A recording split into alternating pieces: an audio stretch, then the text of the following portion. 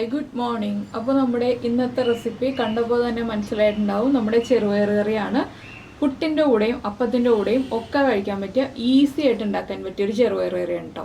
ഒരുപാട് ഇൻഗ്രീഡിയൻസ് ഒന്നും വേണ്ട. പിന്നെ നമ്മൾ മസാലപ്പൊടികളൊന്നും ഉപയോഗിക്കുന്നില്ല ഇതിൽ. മുളക് പൊടിയോ അതുപോലെയുള്ള മസാലകളൊന്നും, മല്ലിപ്പൊടി അങ്ങനെയുള്ള കാര്യങ്ങളൊന്നും വേണ്ട. അപ്പോൾ നിങ്ങൾ എന്തായാലും ഉറപ്പായിട്ടും കുറച്ച് പച്ചമുളകും ചെറുപയറും ഒക്കെ എടുത്തിട്ട് വേഗം തന്നെ ഈ കറി തയ്യാറാക്കിക്കോളൂ. നന്നായിട്ട് ഇഷ്ടപ്പെടും. അപ്പത്തിൻ്റെ കൂടെയാണെങ്കിലും ഇടിയപ്പത്തിൻ്റെ കൂടെയാണെങ്കിലും പുട്ടിൻ്റെ കൂടെയാണെങ്കിലും ഒക്കെ വളരെ നല്ല കോമ്പിനേഷനാണിത്. എന്താണെന്ന് വെച്ചാൽ നമ്മൾ തേങ്ങാപ്പാലൊക്കെ ചേർത്തുണ്ടാക്കുമ്പോൾ എല്ലാത്തിൻ്റെയും അപ്പത്തിൻ്റെ ഇടിയപ്പത്തിൻ്റെ ഒക്കെ കൂടെ മാച്ചായി പോകുന്ന കറിയാണ്. അപ്പോൾ ഇതുപോലെ ഉണ്ടാക്കി നോക്കിയിട്ടില്ലെങ്കിൽ ഉറപ്പായിട്ടും ഒന്ന് ട്രൈ ചെയ്ത് നോക്കണേ. നമുക്ക് എങ്ങനെയാണ് ഈ കറി തയ്യാറാക്കുന്നത് നോക്കാം. നമുക്ക് നമ്മുടെ പയർ കറിയുടെ ഇൻഗ്രീഡിയൻസ് നോക്കാം. വളരെ കുറച്ച് ഇൻഗ്രീഡിയൻസ് ഉള്ളൊരു കറിയാണ് കേട്ടോ ഇത്. എന്താണെന്ന് വെച്ചാൽ നമ്മൾ മസാലകളൊന്നും ചേർത്തല്ല ഈ ഒരു പയർ കറി ഉണ്ടാക്കുന്നത്.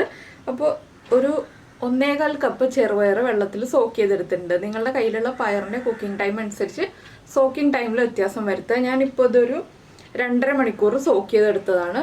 നിങ്ങളുടെ കയ്യിലുള്ള പയർ വേഗം വേവുന്നതാണെങ്കിൽ അരമണിക്കൂറൊക്കെ സോക്ക് ചെയ്താൽ മതി. ഇല്ലെങ്കിൽ വേവ് കൂടുതലുള്ളതാണെങ്കിൽ തലേ ദിവസം നമുക്ക് രാത്രി സോക്ക് ചെയ്തെടുക്കാം. ഇതിലേക്ക് ഒരു 3 പച്ചമുളക്. നമ്മൾ മുളക് പൊടിയൊന്നും ഈ കറിയിലേക്ക് ചേർക്കുന്നില്ല, അതുകൊണ്ട് എരിവിനനുസരിച്ച് പച്ചമുളക് ചേർക്കാൻ. ഞാനിത് ഒരുപാട് എരിവുള്ള കറിയായിട്ടല്ല ചെയ്യുന്നത്, അതുകൊണ്ട് 3 പച്ചമുളക് എടുത്തിട്ടുണ്ട്. ഒരു മീഡിയം എരിവുണ്ടാവും കേട്ടോ. പിന്നെ നമുക്കിതിലേക്ക് വേണ്ടത് കുറച്ച് ഉള്ളിയാണ്. സവോള ചേർക്കരുത്, ഉള്ളി ചേർത്താലേ കറിക്ക് ടേസ്റ്റ് ഉണ്ടാവുള്ളൂ. പിന്നെ വേണ്ടത് തേങ്ങയുടെ 1-ാം പാലും 2-ാം പാലുമാണ്. അതിപ്പോൾ തേങ്ങാപ്പാൽ എടുക്കാൻ ബുദ്ധിമുട്ടാണെങ്കിൽ കോക്കനട്ട് മിൽക്ക് പൗഡർ എടുത്താലും മതി. അപ്പോൾ നമുക്ക് ആദ്യം ഈ പയറൊന്ന് കുക്കറിലേക്ക് മാറ്റാം. കുക്കറിലേക്ക് നമ്മൾ എടുത്തു വെച്ചിരിക്കുന്ന പയർ ഇട്ട് കൊടുക്കുക. കഴുകി നന്നായിട്ട് വൃത്തിയാക്കി എടുത്ത പയറാണിത്. വളരെ ഈസി ആയിട്ടുള്ള കറിയാണ് കേട്ടോ ഇത്. ഇത് നമുക്ക് പുട്ടിൻ്റെ കൂടെ അപ്പത്തിൻ്റെ കൂടെയൊക്കെ കഴിക്കാൻ പറ്റിയ കറിയാണ്. ചോറിന് അത്ര ടേസ്റ്റ് വരാതിരിക്കും. എന്താണെന്ന് വെച്ചാൽ ചോറിൻ്റെ കൂടെ കറി ഉണ്ടാക്കുമ്പോൾ നമ്മൾ കുറച്ചുകൂടി എരിവുള്ള രീതിയിൽ കറി ഉണ്ടാക്കണം, അപ്പോഴേ ടേസ്റ്റ് ഉണ്ടാവുള്ളൂ. ഇതിലേക്ക് നമ്മൾ എടുത്തു വെച്ചിരിക്കുന്ന പച്ചമുളക് ഒന്ന് 2ആയിട്ട് മുറിച്ചിട്ട് കൊടുക്കുക. ഇനി ഇതിലേക്ക് ആവശ്യത്തിന് ഉപ്പ്, നമ്മുടെ പയർ വേവാൻ ആവശ്യമായിട്ടുള്ള ഉപ്പ് ചേർക്കുക. അതുപോലെ ഒരു 1/4 ടീസ്പൂൺ മഞ്ഞൾപ്പൊടി ചേർക്കുക. 1/4 ടീസ്പൂൺ മതി, അതിലും കൂടുതൽ വേണ്ട. പിന്നെ ഇതിലേക്ക് ടേസ്റ്റ് കൂട്ടാനായിട്ട് ഞാൻ ചേർക്കുന്നത് നമ്മുടെ ഉള്ളിയാണ്. ഉള്ളി ഒന്ന് 2-3 നീളത്തിൽ കട്ട് ചെയ്തിട്ട് കൊടുക്കുക. ഒരുപാട് ചെറിയ പീസുകളായി പോവണ്ട, ഒന്ന് ഉള്ളി അലിഞ്ഞു വന്നോളൂ നമ്മുടെ പയർ കുക്കായി വരുമ്പോൾ. ചെറിയ ഉള്ളിയൊക്കെ ആണെങ്കിൽ 2ആയിട്ട് കട്ട് ചെയ്യുക, വലിയ പീസുകളാണെങ്കിൽ 3ആയിട്ട് കട്ട് ചെയ്യുക, അത്രയേ ഉള്ളൂ. ഇതുപോലെ ഇങ്ങനെ കട്ട് ചെയ്തിട്ടുണ്ടെങ്കിൽ ഉള്ളിയുടെ ഫ്ലേവറൊക്കെ നന്നായിട്ട് പയറിലേക്ക് പിടിച്ചോളും. പിന്നെ ഒരു തണ്ട് കറിവേപ്പിലയും ചേർക്കുക. ഇനി നമുക്കിതിലേക്ക് തേങ്ങയുടെ 2-ാം പാൽ എടുത്ത് വെച്ചിരിക്കുന്നത് ചേർത്തിട്ട് കുക്ക് ചെയ്തെടുക്കാം. ഞാനിപ്പോൾ ഇതൊരു 5 വിസിൽ വരുന്നത് വരെയാണ് കുക്ക് ചെയ്തെടുക്കുന്നത്. അപ്പോഴേ എൻ്റെ പയർ കുക്കാവുള്ളൂ. നിങ്ങളുടെ കയ്യിലുള്ള പയറിൻ്റെ കുക്കിംഗ് ടൈം അനുസരിച്ച് എത്ര വിസിലാണെന്ന് വെച്ചാൽ അത്രയും വിസിൽ വരുത്തി എടുക്കുക കേട്ടോ. അപ്പോൾ പയർ കുക്കാവട്ടെ, അതിന് ശേഷം നമുക്ക് ബാക്കിയുള്ള കാര്യങ്ങൾ ചെയ്യാം. അപ്പോൾ നമ്മുടെ പയർ കുക്കായി കഴിഞ്ഞിട്ടുണ്ട്. നന്നായിട്ട് കുക്കായി, പ്രഷറൊക്കെ പോയി. ഞാൻ ഇനി തുറക്കാം. അധികം ഗ്രേവി ഒന്നും ഇല്ല കേട്ടോ, ഗ്രേവിയൊക്കെ വറ്റിയിട്ടുണ്ട്, നന്നായിട്ട് കുക്കായി വന്നിട്ടുണ്ട്. ഇനി നമുക്കിത് മാറ്റി വെച്ചിട്ട് വേറൊരു പാൻ വയ്ക്കാം. ഞാൻ കുറച്ച് വലിയൊരു പാനാണ് വയ്ക്കുന്നത്. എന്താണെന്ന് വെച്ചിട്ടുണ്ടെങ്കിൽ നമുക്ക് വറവിടാനും ബാക്കിയുള്ള കാര്യങ്ങൾ ചെയ്യാനും കുറച്ചൊരു വലിയ പാൻ വേണം. അപ്പോൾ ഈ പാൻ ഒന്ന് ചൂടായി വരട്ടെ. ഇപ്പോൾ നമ്മുടെ പാൻ ചൂടായിട്ടുണ്ട്. പാനിലേക്ക് ഞാൻ കുറച്ച് വെളിച്ചെണ്ണ ഒഴിച്ചിട്ടുണ്ടായിരുന്നു. ഒരു 1.5 ടീസ്പൂൺ വെളിച്ചെണ്ണ ഒഴിച്ചിട്ടുണ്ട്. ഇതിലേക്ക് നമുക്കിനി കടുക് ചേർത്ത് കൊടുക്കാം. കടുക് ഒന്ന് പൊട്ടി തുടങ്ങട്ടെ. അപ്പോൾ ഈ സമയത്ത് നമ്മൾ നേരത്തെ എടുത്ത് വെച്ചിരുന്ന ഉള്ളി ഉണ്ടല്ലോ, ആ ഉള്ളി ഒന്ന് റൗണ്ടിൽ കട്ട് ചെയ്ത് വെക്കുക കേട്ടോ. ആദ്യം നമ്മൾ പയറിലേക്ക് ചേർത്തത് കൂടാതെ ബാക്കിയുള്ള ഉള്ളി ഒന്ന് റൗണ്ടിൽ കട്ട് ചെയ്ത് വയ്ക്കുക. വറ്റൽമുളക് എടുത്ത് വയ്ക്കുക. ഞാനിതിലേക്ക് കണ്ടോ ഇതുപോലെ ഉള്ളിയും വറ്റൽമുളകും കറിവേപ്പിലയും എല്ലാം റെഡിയാക്കി വെച്ചിട്ടുണ്ട്. ഇനി നമുക്കിത് കടുക് പൊട്ടി കഴിയുമ്പോൾ ഇതിലേക്ക് ആഡ് ചെയ്ത് കൊടുക്കാം.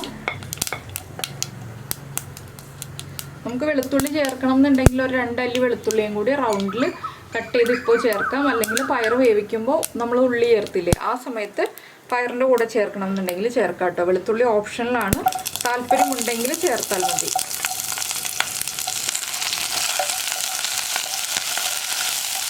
ഇനി ഇതൊന്ന് നന്നായിട്ട് കളർ ചേഞ്ച് ആയി വരുന്നത് വരെ ഇളക്കി കൊടുക്കുക.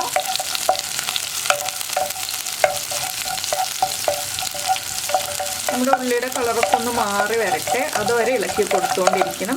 പിന്നെ ഇതിലേക്ക് ഞാനൊരു ഇൻഗ്രീഡിയൻറ്റ് ചേർക്കുന്നുണ്ട്. നിങ്ങൾക്ക് താല്പര്യമുണ്ടെങ്കിൽ ചേർക്കാം, താല്പര്യമില്ലെങ്കിൽ ചേർക്കണ്ട കേട്ടോ. ചേർക്കുമ്പോൾ ടേസ്റ്റ് കൂടുതലായിരിക്കും പയറിന്. ഇപ്പം ചില റെസിപ്പികളിലൊക്കെ നമ്മൾ ചേർക്കാറുള്ളതാണ്. പിന്നെ പയർ കറി കുറുകി വരാനായിട്ട് നമ്മൾ ഇതിലേക്ക് വേറെ ഒന്നും ചേർക്കേണ്ട ആവശ്യമില്ല. പയർ നന്നായിട്ട് വെന്ത് വന്നിട്ടുണ്ട്. അപ്പോൾ നമ്മൾ ഇനി തേങ്ങാപ്പാൽ ചേർത്ത് റെഡിയാക്കി എടുക്കുമ്പോൾ പയർ കറി കുറുകി വന്നോളും. ഇത് ഒരുപാട് ലൂസായിട്ടുള്ളൊരു കറിയല്ല. നമ്മുടെ വറവൊക്കെ ഏകദേശം റെഡിയായി തുടങ്ങുന്നുണ്ട്. നമ്മുടെ ഉള്ളിയുടെ കളറൊക്കെ ഒന്ന് മാറി തുടങ്ങുന്നുണ്ട്. ഇനി നമുക്കിതിലേക്ക് വേവിച്ച് വെച്ചിരിക്കുന്ന ഈ പയർ ചേർക്കാം. അപ്പോൾ ഫ്ലെയിം കുറച്ചിട്ടാണ് ഞാൻ പയർ ചേർക്കാൻ പോകുന്നത്.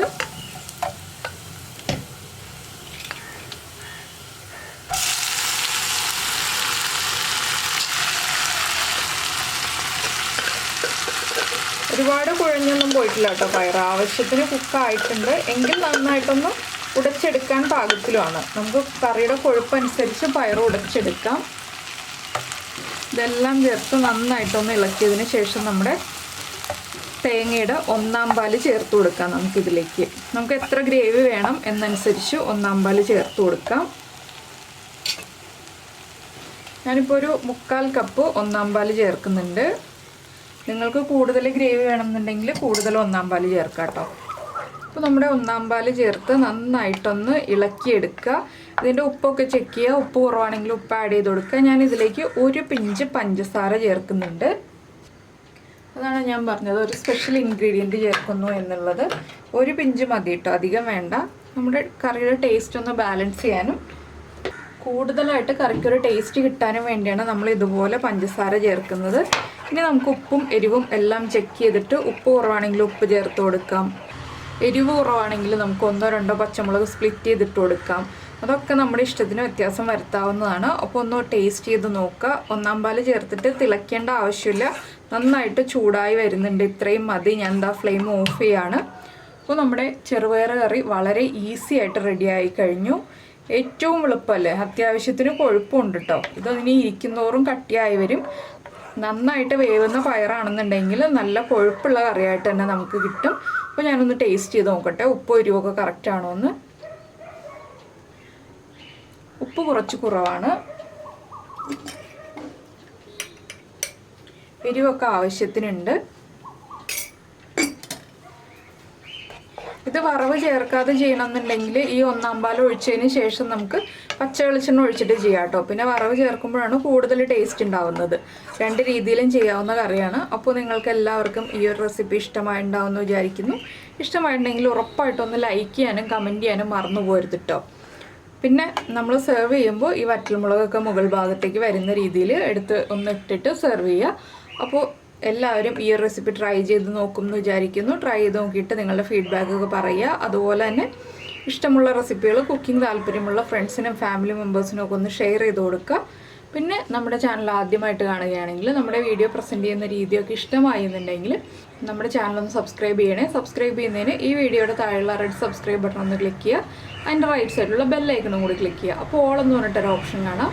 ആ ഓളും കൂടി പ്രസ് ചെയ്തിട്ടുണ്ടെങ്കിൽ ഞാൻ എപ്പോഴും വീഡിയോ അപ്ലോഡ് ചെയ്യുമ്പോൾ നിങ്ങൾക്ക് നോട്ടിഫിക്കേഷൻ വരും. അപ്പോൾ നമുക്ക് നമ്മുടെ അടുത്തൊരു റെസിപ്പിയുമായിട്ട് അടുത്ത ദിവസം വീണ്ടും കാണാം.